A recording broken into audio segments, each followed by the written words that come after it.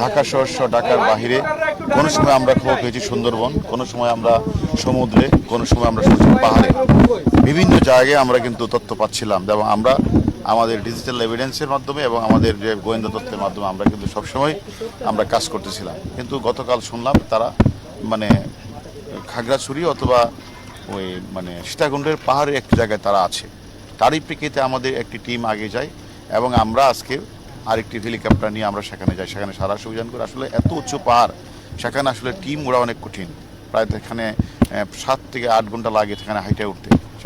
সেখানে গিয়ে আমরা যাদেরকে খুঁজছিলাম, আমাদের কাছে যে মোস্ট ওয়ান্টেড, ওইখানে শিমুল ভুইয়ার সাথে যারা মূল কাজটি করেছে, আপনারা জানেন শিমুল ভুইয়া সাথে যে দুইজন সেখানে শিমুল ভুইয়ার সাথে থেকে যেই রুমটাতে হত্যা করেছে এবং তাকে হত্যা করার আগে যে ব্যক্তিটি তার ক্লোরোফর্ম তার নাকে মিশিয়েছিল যাতে সে অজ্ঞান হয়ে পড়ে, সে ফয়সাল ভুইয়া।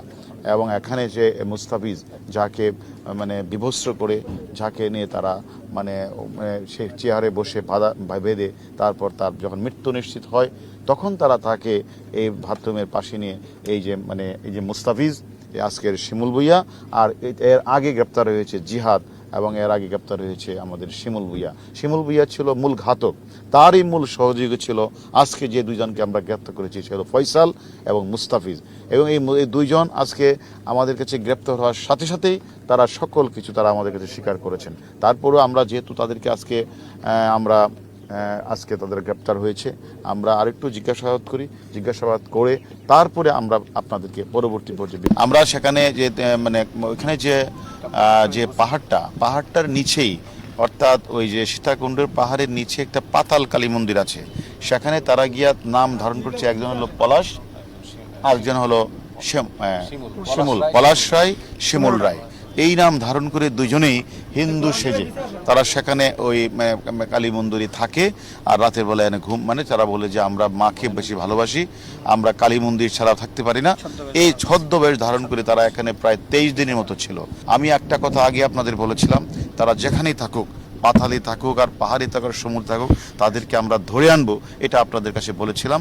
এবং আজকে যেই 7 জন ব্যক্তি তারা এই আপনার কলকাতার যে হাউসটাতে তারা এই 7 জন কিলিং মেশিন অংশগ্রহণ করেছিল, তার মধ্যে এই 2 জন ছিল শিমুল ভুইয়ার পরে প্রথম এবং দ্বিতীয় এবং তৃতীয় ব্যক্তি।